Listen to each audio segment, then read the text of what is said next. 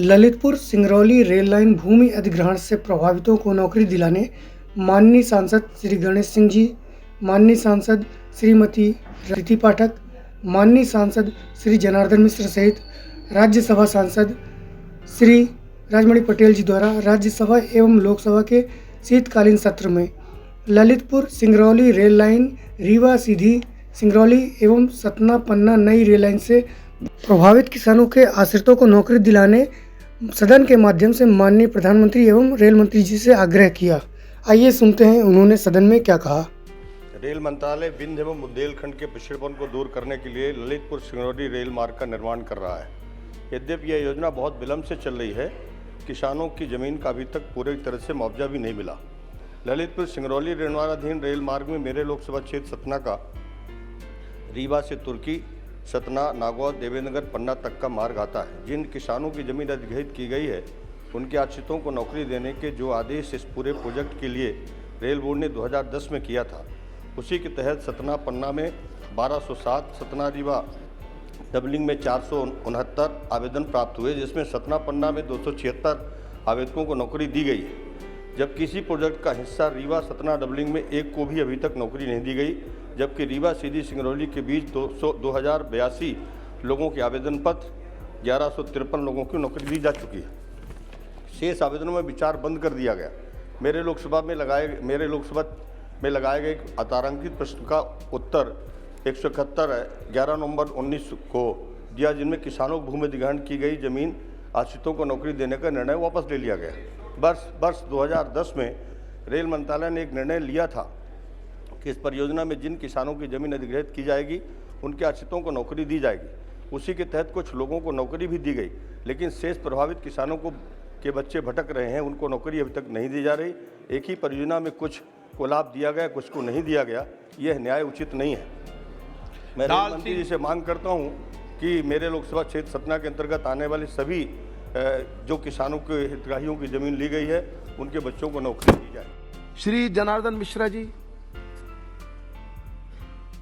धन्यवाद सभापति महोदय कि आपने मुझे नियम 370 के अंतर्गत बोलने का अवसर दिया।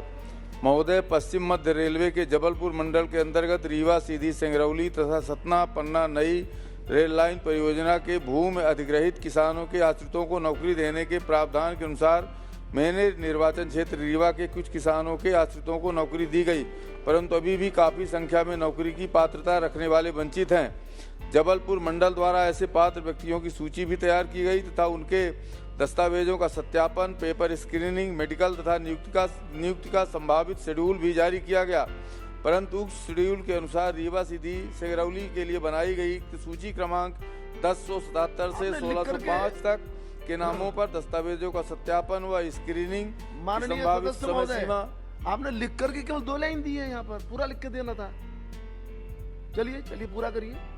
संभावित समय सीमा अगस्त 2020 से अक्टूबर 2020, मेडिकल जांच समय सीमा नवंबर 2020 से जनवरी 2021 तथा नियुक्ति की कार्यवाही की समय सीमा मार्च 21 से मई 21 तक तथा सूची क्रमांक 1808 से 1926 तक दस्तावेजों का सत्यापन एवं पेपर स्क्रीनिंग संभावित समय सीमा फरवरी 21 से अप्रैल 21, मेडिकल जांच की समय सीमा संभावित समय सीमा मई 21 से जून 21 तथा नियुक्ति की कार्यवाही की समय सीमा अगस्त 21 से सितंबर 21 से निर्धारित की गई थी, परंतु आज तक तो सूची के आधार पर चयनित व्यक्तियों की नौकरी हेतु कार्रवाई नहीं की जा रही है। अतः आपके माध्यम से रेल मंत्री महोदय से आग्रह है कि सूची अनुसार चयनित आश्रितों को अविलंब नौकरी दी जाए। धन्यवाद। श्रीमती रीति पाठक जी।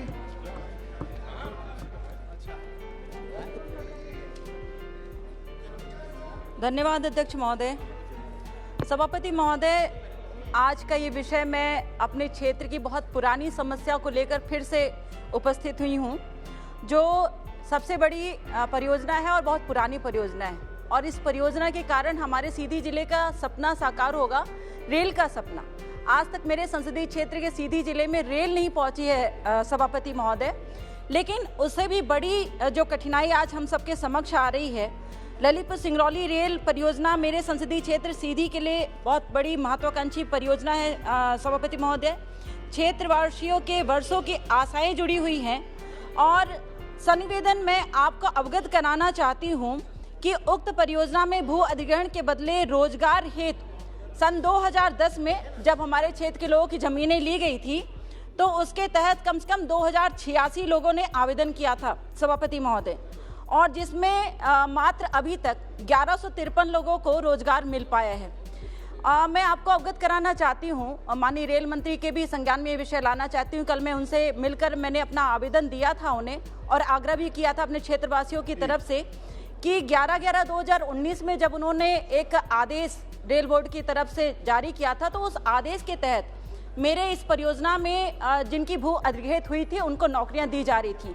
लेकिन अब पता नहीं क्या हुआ, मुझे नहीं पता। मैं माननीय नरेंद्र भाई मोदी जी को भी आग्रह करना चाहती हूँ, अश्विनी वैष्णव जी को भी आग्रह करना चाहती हूँ जो इतना बड़ा मंत्रालय देख रहे हैं, रेल का मंत्रालय, और मैं उनसे ये निवेदन करना चाहती हूँ कि भू अधिग्रहण के बदले में नौकरियां ना बंद की जाए, रोजगार दिया जाए, क्योंकि बड़े ही कठिनाई से जो किसान हैं, जो युवा हैं, उनका परिवार, सब लोग इस प्रतीक्षा में हैं कि किस तरह से हमें इस परियोजना के बदले जो जमीनें गई हैं उसमें नौकरियां मिलेगी। इसलिए मैं अपने पूरे संसदीय क्षेत्र की ओर से वहां की सांसद होने के नाते और इस सदन की सदस्य होने के नाते मैं आग्रह करती हूं आपके माध्यम से आदरणीय नरेंद्र भाई मोदी जी को, हमारी सरकार को, माननीय रेल मंत्री जी को कि भू अधिग्रहण के बदले ललितपुर सिंगरौली रेलवे परियोजना में हमारे युवाओं को रोजगार प्रदान किया जाए।